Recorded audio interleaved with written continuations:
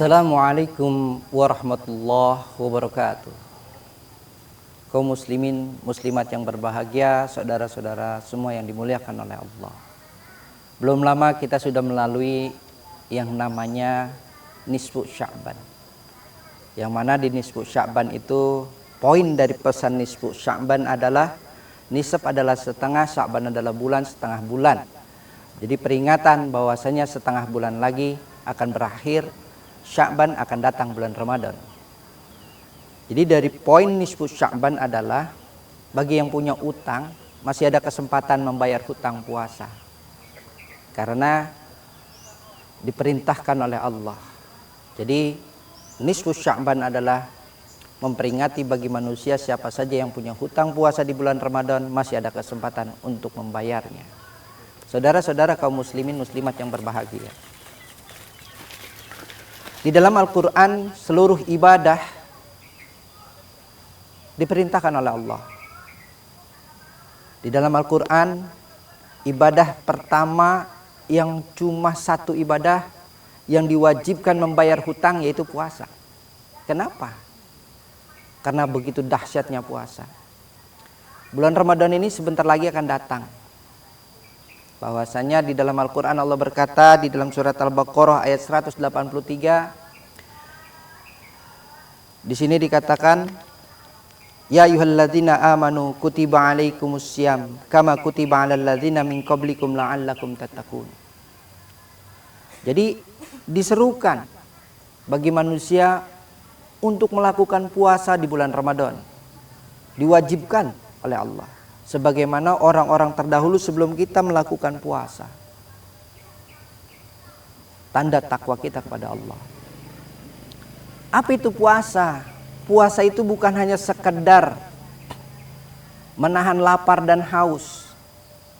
Puasa itu adalah imsak. Imsak itu adalah menahan atau mengendalikan. Jadi ketika orang melakukan puasa, dia disuruh mengendalikan seluruh organ tubuhnya.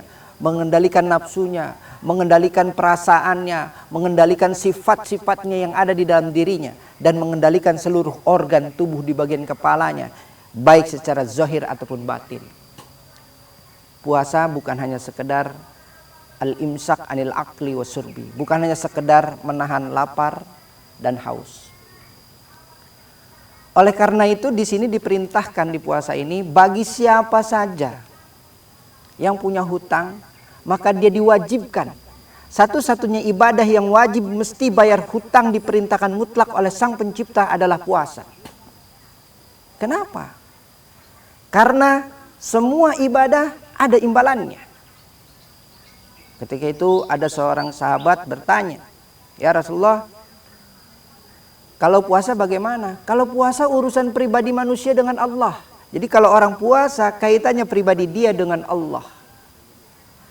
Oleh karena itulah di sini di dalam Al-Qur'an Allah berkata di dalam surat 2 ayat 184 dikatakan, ayyamam ma'dudat faman kana minkum maridan aw ala safarin fa iddatum min ayyamil ukhra wa 'alal ladzina yutiqunahu fidyatut ta'amu miskin faman tatawwa'a khairan fa huwa khairul lahu wa antasumu khairul lakum in kuntum ta'lamun. Jadi di sini dikatakan bagi mereka yang tidak bisa dikarenakan mungkin sakit, dikarenakan mungkin melahirkan, dikarenakan mungkin dalam perjalanan, dia wajib membayar di hari lain sebanyak puasa yang batalnya itu. Nah di sini dikatakan perintah wajib membayar ini cuma puasa, yang lain tidak diwajibkan. Kalau dia tidak sholat dari kecil segala macam suruh bayar hutang, wanita haid tidak sholat tidak mesti bayar hutang. Tapi kalau puasa yang haid, yang sakit, yang melahirkan, yang dalam perjalanan ketika dia batal diwajibkan membayar puasa. Perintahnya mutlak di dalam surat Al-Baqarah ayat 184.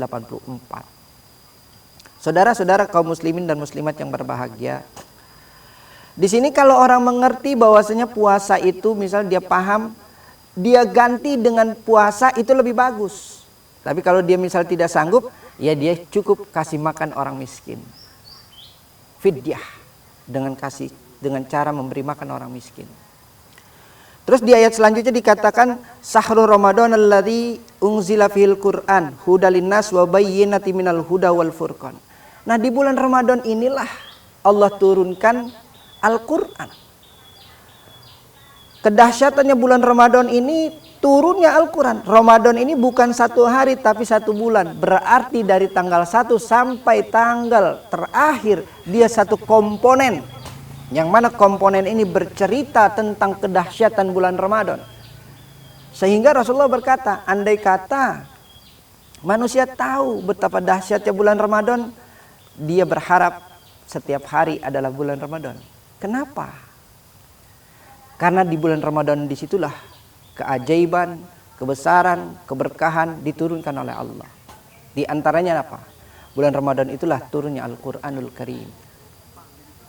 Saudara-saudara semua yang berbahagia, karena ayat ini seperti ini dan Rasulullah pernah bercerita tentang kedahsyatan bulan Ramadan, ada satu hadis yang berkata bulan Ramadan itu dibagi menjadi 3 bagian. Awalnya rahmat, tengahnya maghfirah, akhirnya idku minan nar. Kenapa dibagi 3 bagian? Walaupun hadis ini dhaif, tapi tidak ada salahnya kita mengkaji hadis ini menjadi salah satu referensi pengetahuan. Toh yang menyampaikan tetap Rasulullah, muatannya adalah kebaikan. Kalau kita lihat, semua perbuatan manusia mengandung imbalan. Dosa, ada perbuatan dosa yang dilakukan 1 kali dia melakukan, imbalan dosanya 40 tahun amal ibadahnya tidak diterima. Itu sekali. Kalau 2 kali, kalau 3 kali, kalau 4 kali, bahkan kalau 5 kali. Apa contohnya? Misal al-ma'asi. Ketika dia melakukan sekali, 40 tahun amal ibadahnya tidak diterima. Kalau berkali-kali bagaimana? Kita anggap katakanlah 5 kali. Nah, kalau dia melakukan 5 kali dikali 40 berarti kan 200. Sedangkan umur kita tidak akan sampai seperti itu. Kalau kita lihat di hadis Nabi di sini dikatakan Ramadan di sini dibagi menjadi 3. 10 pertama rahmat, 10 kedua maghfirah, 10 ketiga idku minan nar. Rahmat di sini adalah tanda keberkahan Allah. Jadi di bulan Ramadan itu dikasih keberkahan bagi manusia. Disitulah letaknya bagi orang yang mau mendoakan anak-anaknya, bagi orang yang mau mendoakan untuk masa depannya, bagi orang yang mendoakan kebutuhan dunia dan akhiratnya. Minta kepada Allah, apapun silakan minta. Karena rahmat Allah akan diturunkan. 10 kedua maghfirah, asal kata ghafaro, pengampunan. Disitulah letaknya 1 malam pengampunan ketika kita melakukan perbandingannya sama seperti 1000 bulan. Kenapa? Kalau lakuin sholat taubat 2 rakaat di malam ke-10 kedua itu berarti sama juga dia melakukan sholat taubat 1000 bulan. 1000 dibagi 12, maka totalnya sama dengan kurang lebih 83 tahun, 3 bulan. Saudara-saudara semua yang berbahagia, kalau ada 1 amal ibadah di 10 kedua ini kita lakukan, sama seperti 1000 bulan. 1 kali sholat taubat perbandingannya 83 tahun, 6 bulan. Kalau 2 kali rakaatnya, rakaat pertama 2 rakaat sudah, kita lanjutkan lagi 2 rakaat kedua sudah, 2 rakaat ketiga sudah, 2 rakaat keempat sudah, lakukan sholat taubat sampai 5 kali melakukan sholat taubat, berarti 5 dikali 1000 bulan dibagi 12 bulan. Maka kurang lebih kita anggap katakanlah 400 atau 4000, bahkan lebih, tergantung kita mendirikan sholat taubatnya berapa rakaat. Kalau dilakukan itu, maka ada istilah Idul Fitri, lahir kembali menjadi suci. Karena apa? Dia dosa-dosanya sudah bersih, terhapus dengan amal ibadah tadi. Disinilah Ramadan itu terdiri dari 5 huruf. Ra, mim, dod, alif, nun. Ra di sini Ramadan ridwanullah. Allah tuh redha di bulan Ramadan, segala sesuatu diturunkan, keberkahan, kecintaan dan lain sebagainya diturunkan oleh Allah. Allah tuh redo bahwasanya hamba-hambanya yang melakukan kesalahan diredoin sama Allah, diampunin dosanya. Bukan redo melakukan kesalahannya, bukan. Tapi Allah redo di bulan Ramadan itu dia melakukan sholat taubat untuk menghapus dosa-dosanya. Makanya para sahabat juga dapatnya luar biasa gelarnya. RA radhiyallahu anhu, Allah redo. Nah, kita pun dikasih keridhaan sama Allah untuk menghapus dosa-dosa kita di bulan Ramadan ini dengan cara bertaubat. Mim, mahabbatullah, cinta Allah. Ini bentuk bahwasanya kalau manusia menjalin cinta kepada Allah, Allah pun menurunkan cintanya kepada manusia. Bentuk cintanya apa? Ya tadi, hamba-hambanya yang melakukan segala sesuatu dosa-dosa yang sifatnya puluhan tahun bahkan ratusan tahun terhapus ketika dia melakukan puasa, terhapus ketika dia melakukan sholat taubat di bulan Ramadan. Domanullah, janji Allah. Allah tuh janji. Makanya di sini dikatakan janji Allah itu apa? Di sini dikatakan di dalam surat Al-Baqarah ayat 186, janji Allah, wa idza sa'alaka ibadi anni fa inni qaribun ujibu da'watad da'i idza da'ani falyastajibu li wal yu'minu bi la'allakum yarsudun. Di sini dikatakan kalau Allah ditanya di mana sih posisi Allah? Allah lebih dekat daripada urat nadi di tenggorokan kita.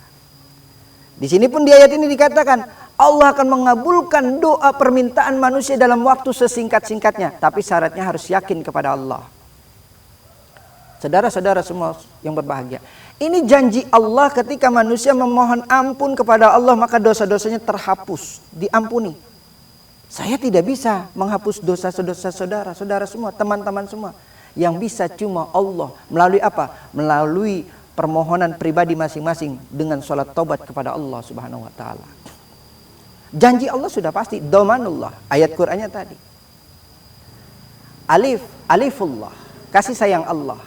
Ini bentuk bahwasannya Allah memberikan kasih sayangnya kepada hamba-hambanya yang diciptakan di muka bumi ini. Diberikan kesempatan.